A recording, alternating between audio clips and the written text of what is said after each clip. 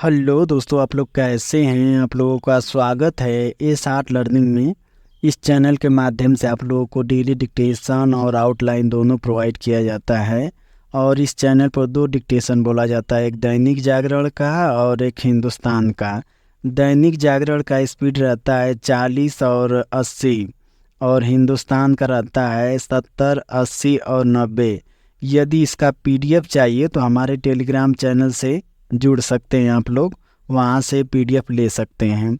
तो स्टार्ट करते हैं दैनिक जागरण का। 40 वर्ड प्रति मिनट स्टार्ट होगा 5 सेकंड बाद।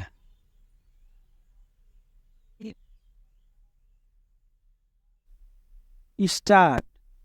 दिल्ली में सिविल सेवा परीक्षा की तैयारी कराने वाले एक कोचिंग सेंटर के बेसमेंट में पानी भरने से 3 छात्रों की मौत हादसा नहीं बल्कि मानव जनित त्रासदी है। इस त्रासदी की जड़ में है घोर लापरवाही और व्यवस्था की जड़ों में समा गया बेलगाम भ्रष्टाचार। इससे संतुष्ट नहीं हुआ जा सकता कि कोचिंग संस्थान के 2 लोगों को गिरफ्तार कर लिया गया है, क्योंकि दिल्ली नगर निगम के उन कर्मचारियों और अधिकारियों को क्यों नहीं गिरफ्तार किया गया जो सब कुछ जानते बूझते हुए इस संस्थान को बेसमेंट में लाइब्रेरी चलाने की सुविधा प्रदान किए हुए थे। आखिर जब बेसमेंट में स्टोर या पार्किंग की अनुमति दी गई थी तो वहाँ लाइब्रेरी कैसे चलने लगी। स्पष्ट है कि कोचिंग संचालकों और दिल्ली नगर निगम की अधिकारियों की मिली भगत से ऐसा हो रहा होगा। जलभराव के कारण पानी जब बेसमेंट में घुसा तब लाइब्रेरी में 25-30 छात्र थे।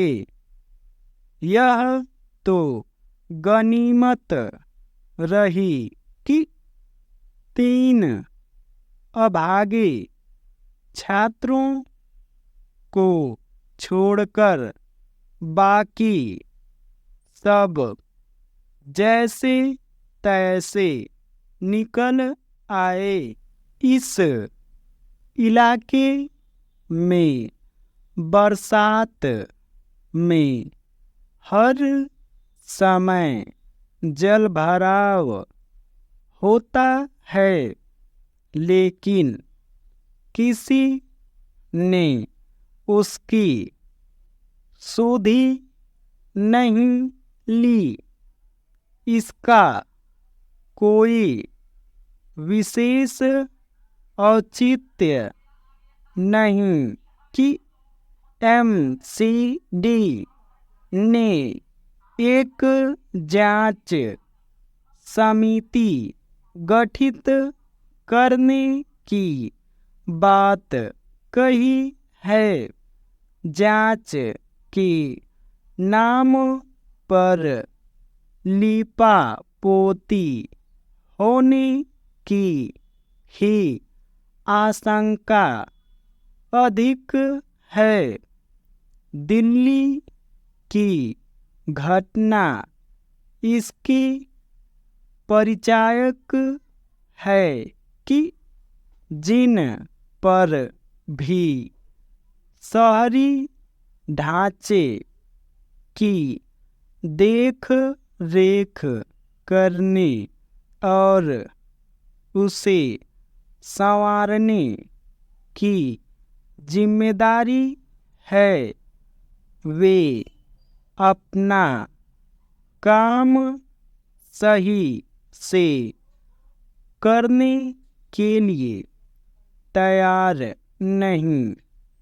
यही कारण है कि देश की राजधानी के साथ साथ अन्य महानगरों का भी शहरी ढांचा बुरी तरह चरमरा गया है।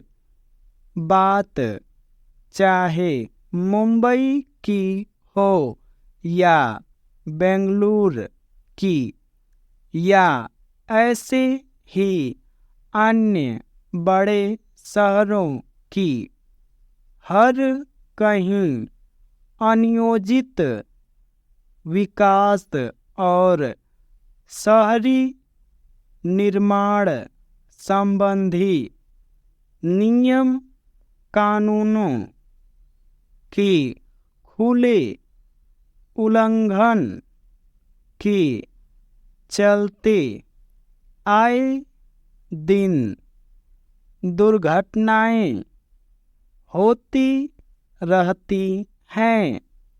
स्थिति यह है कि सरकारी भवनों तक में सुरक्षा के उपायों की अनदेखी होती है।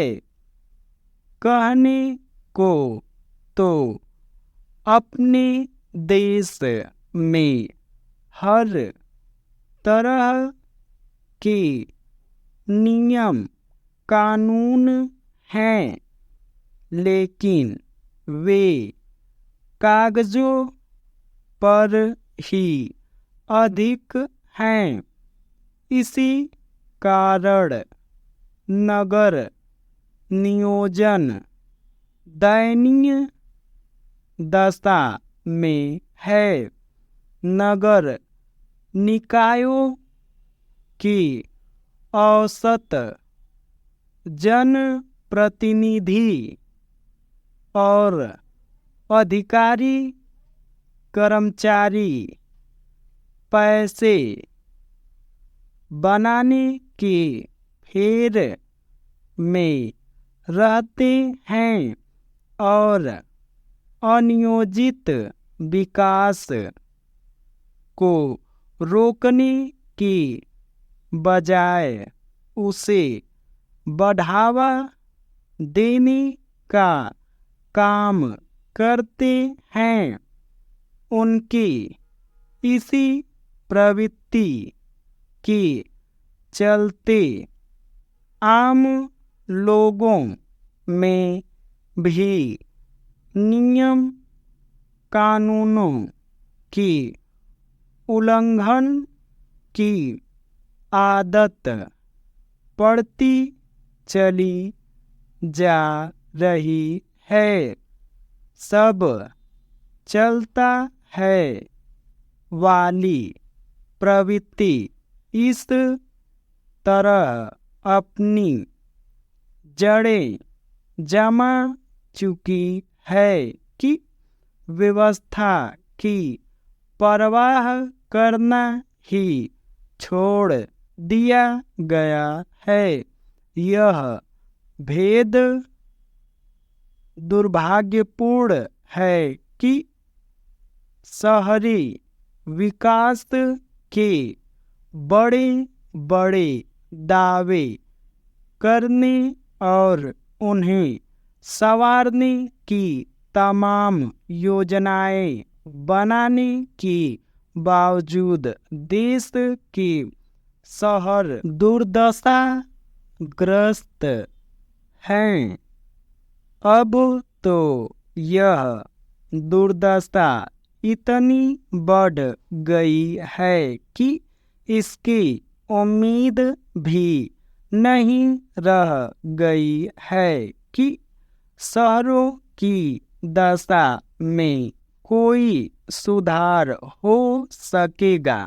यह उम्मीद इसीलिए नहीं है क्योंकि अव्यवस्था और अनदेखी के चलते शहरीकरण के मामले में हर जगह पानी सिर से ऊपर बहने लगा है। ये डिक्टेशन 40 वर्ड प्रति मिनट समाप्त हुआ। अब स्टार्ट होगा 80 वर्ड प्रति मिनट 5 सेकेंड बाद।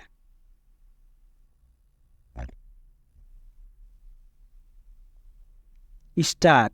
दिल्ली में सिविल सेवा परीक्षा की तैयारी कराने वाले एक कोचिंग सेंटर की बेसमेंट में पानी भरने से 3 छात्रों की मौत हादसा नहीं बल्कि मानव जनित त्रासदी है। इस त्रासदी की जड़ में है घोर लापरवाही और व्यवस्था की जड़ों में समा गया बेलगाम भ्रष्टाचार।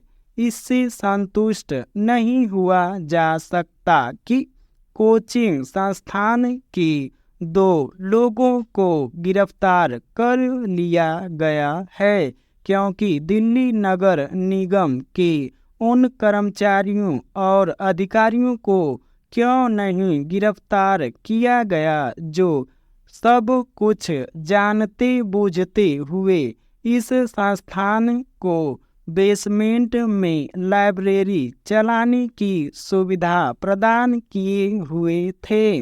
आखिर जब बेसमेंट में स्टोर या पार्किंग की अनुमति दी गई थी तो वहां लाइब्रेरी कैसे चलने लगी।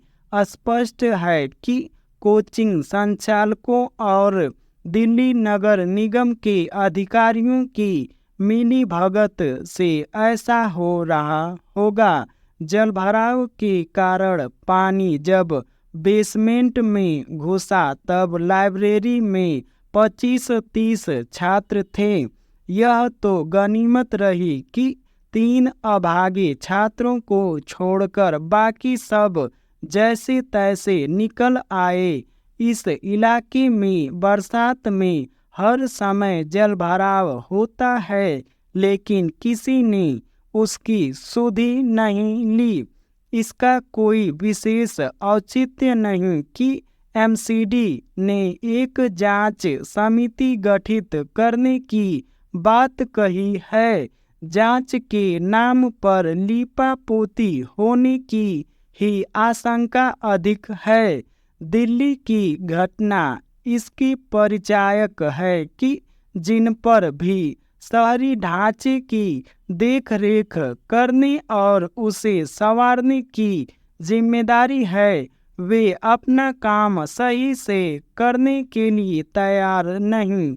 यही कारण है कि देश की राजधानी के साथ साथ अन्य महानगरों का भी शहरी ढांचा बुरी तरह चरमरा गया है। बात चाहे मुंबई की हो या बेंगलुरु की या ऐसे ही अन्य बड़े शहरों की, हर कहीं अनियोजित विकास और शहरी निर्माण संबंधी नियम कानूनों की खुले उल्लंघन के चलते आए दिन दुर्घटनाएं होती रहती हैं। स्थिति यह है कि सरकारी भवनों तक में सुरक्षा के उपायों की अनदेखी होती है। कहने को तो अपने देश में हर तरह के नियम कानून हैं, लेकिन वे कागजों पर ही अधिक हैं। इसलिए नगर नियोजन दयनीय दशा में है। नगर निकायों के औसत जनप्रतिनिधि और अधिकारी कर्मचारी पैसे बनाने के फेर में रहते हैं और अनियोजित विकास को रोकने के बजाय उसे बढ़ावा देने का काम करते हैं। उनकी इसी प्रवृत्ति के चलते आम लोगों में भी नियम कानूनों के उल्लंघन की आदत पड़ती चली जा रही है। सब चलता है वाली प्रवृत्ति इस तरह अपनी जड़ें जमा चुकी है कि व्यवस्था की परवाह करना ही छोड़ दिया गया है। यह बेहद दुर्भाग्यपूर्ण है कि शहरी विकास के बड़े बड़े दावे करने और उन्हें संवारने की तमाम योजनाएं बनाने के बावजूद देश की शहर दुर्दशाग्रस्त हैं। अब तो यह दुर्दशा इतनी बढ़ गई है कि इसकी उम्मीद भी नहीं रह गई है कि शहरों की दशा में कोई सुधार हो सकेगा। यह उम्मीद इसीलिए नहीं है क्योंकि अव्यवस्था और अनदेखी के चलते शहरीकरण के मामले में हर जगह पानी सिर से ऊपर बहने लगा है।